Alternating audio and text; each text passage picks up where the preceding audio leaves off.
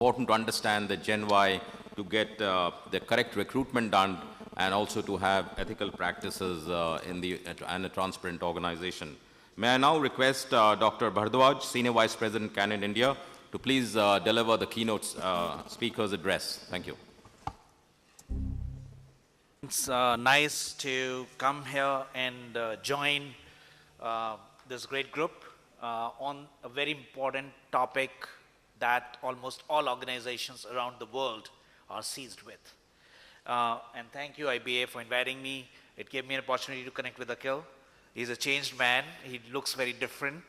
Of course, a lot more wiser, a lot more experienced. So wonderful to meet you, Akhil, and to listen to you.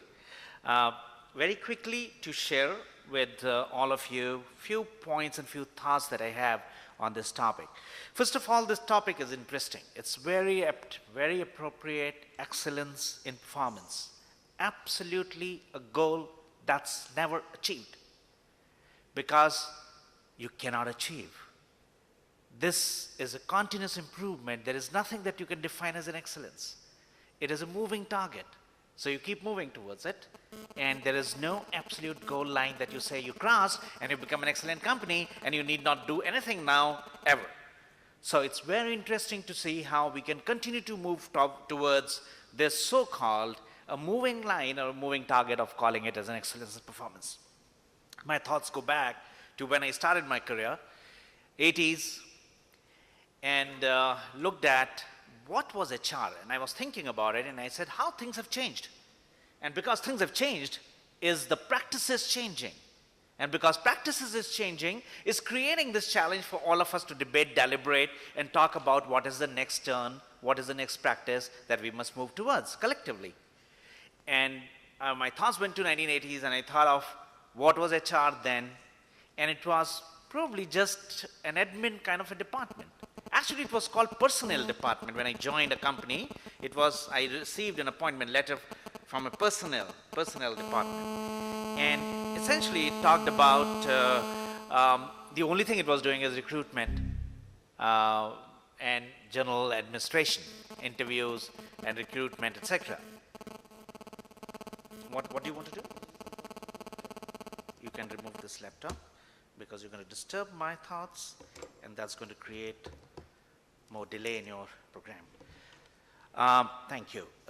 So only compensation recruitments were what they were doing, and things moved. A decade later, it definitely moved. The next practice that came in, next challenge that came in for HR were in the areas of training and development, in the areas of appraisals. Of course, appraisals got better across the organizations. People began to understand the need for rewards and recognitions, and that began to happen, and that began to create result in performance.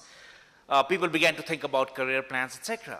But I still feel that that was more of a facilitation role, from pure admin role to facilitation role. And then a decade later, I could see, when I look back, that things moved to HR role becoming a little bit more of an enabler role.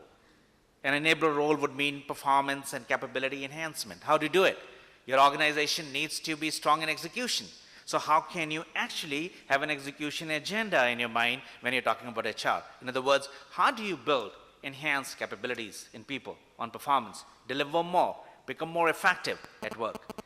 And therefore, you began to think about the result that people have to do, the potential that people have, the behaviors that they exert in their interpersonal dynamics within the organization that hampers performance many a times or enhances performance many times, and a paradigm shifted. And that's what we began to talk, that's what we began to deliberate, and that's what we began to improve on. And these are the three generations that I recall that the HR, at least during my time, moved through. But I still feel it was an HR manager role, essentially, including admin role or facilitation role, or even the execution role or enabler role. I think now that we are talking, the whole platform is now moving towards, really speaking, what we can call it as a leadership role. And in this, two important things that, to my mind, are vital is, number one, what is called transformational thinking. How can we transform things are so dynamic around that each organization has to look at not transactions anymore, but how do we transform? And therefore, for the HR leader to help in this whole transformation, which goes beyond all the roles that I talked about, it becomes a very, very important, vital attribute. And the second important thing to my mind, which is what is the theme of this session, is character of an organization. How do we build character of an organization? That character that has a huge sustenance value, that character that represents an image, that represents people who work in that organization. How do we build that? And how do we sustain that? And characters cannot be formed by one person. Then that becomes a culture, and it becomes a self-enhancing culture. So if the character is strong, people further accentuate it. And if it is bad, people further accentuate it. So this becomes now an important part of discussion. So when we look at our organizations, which is more or less like a swimming pool where we are all individually swimming in, it's very important for us to understand the attributes of this pool. Or in other words, it's important for us to understand the macro environment or the business environment. What changes are occurring so that we can think as HR leaders about these two important parts. How do we transform our organization to be ahead of the curve? And number two, how do we build or strengthen the character of the organization? So three things that are, to my mind, impacting the business environment within which we are swimming around. One, I don't have to deliberate much now because we just in the morning saw 2 videos on it, which is technology. It is transforming, completely changing and altering the algorithm of how people talk to people, or how people become effective, or how can you enhance performance of people, or how people need to be appraised. It is creating an impact almost on all dimensions of business attributes. This whole psyche of people becomes so different. So it's very important to keep that factor in mind. Second thing is globalization. Today's commerce is different than the commerce that used to happen 5 decades ago, when the point of consumption and the point of production were so different. Today, 5 decades ago, the point of consumption and point of productions were closer to each other. Today, they're so different. They're across the world. You don't even know sometimes where you are going to be able to find your customer. This whole globalization has altered the way commerce is done. It has altered the way business is done. It has altered the way the business macro environment for us, completely and irreversibly.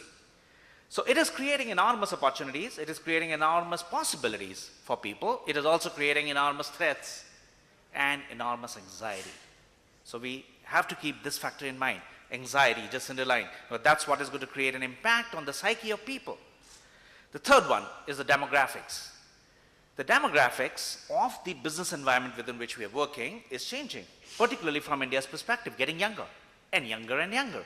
So now you have a lot more younger workforce, which is less experienced, probably more aware, technology-wise very savvy, very demanding, greedy, also bold, and impatient.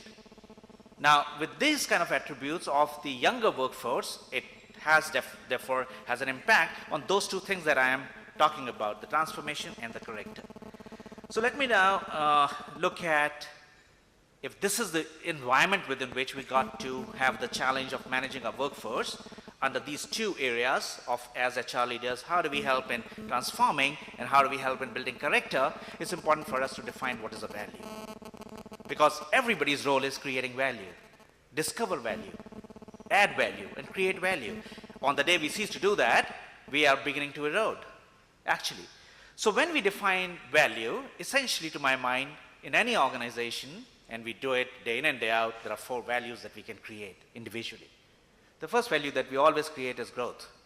We have to continue to reach out, expand the footprint, and grow. And I'll elaborate a little bit on this. The second thing that we do as a value is that we add profits. We create profits. We create surplus. I mean, we are a commercial organization, so we add profits. A non-commercial organization would create a different value instead of profit, maybe some other benefit for their audience, but that's a profit. Just treat it as a profit for today's discussion. The third value that we create as leaders is the value on dominance. Anything that we do need to become bigger not only just a growth or profits, but we must become dominant player. That's all we continue to do. It's a race, and we want to win in that race. That becomes a third value that we create. Whether through technology or whether any other comparative advantage, we continue to build that important value. And the fourth value that we have to create, some leaders do it much better. In some organizations, it's a lot better. In some organizations, it isn't there, is what is called sustenance. Sustenance means, can your organization see a better tomorrow? Can your organization be built to last and continue to create the other three values that I talked about? That's the biggest value. That's the engine that produces power, which helps the other engines. Now, I can compare this with the nature, and I can get inspired from nature, and I can almost create a metaphor as the laws of nature working here. And the first law of nature, which is the survival of the fittest, or where we say you grow or perish. Either you perish or you grow. And that's what organizations therefore continue to grow. The day you stop growing, ladies and gentlemen, you begin your first step towards your end of journey. And therefore we have to continue to grow. The second law of nature is where it reproduces. It's a new life. That's the profit that we have to create, always. And the third law of nature, where I can relate it, is stronger eliminating weakers. And that's how we want to continue to be dominant players. That's the animal spirit or instinct that all organizations do have. But there is a fourth law of nature. That's what is the important part of discussion today, which is the longevity, which is the sustenance. When nature created any living organism, it gave it a finite life. But to some of these living organisms, it gave longer, very long life. And you can see there are few animals which can even live 500 years. But more importantly, the thing which lives the longest are the trees.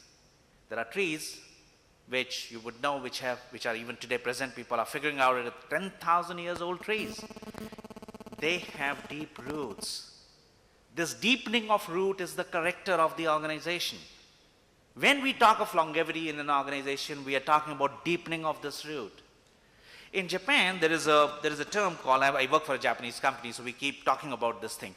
This longevity is an important philosophy in Japanese culture. There is a term called Jomo. And there is one organization which is 1400 years old in Japan. And that organization is building temples, their Shinto shrine. And this particular thing comes from there. So longevity becomes important. If you look at even Kenan's global vision, it talks about continuing to produce value for humanity, community, people at large for next 100, 200, and forever. It becomes a vision. This deepening of root becomes an important part. So therefore, how much span we have as humans is finite. We work for 35 years in life.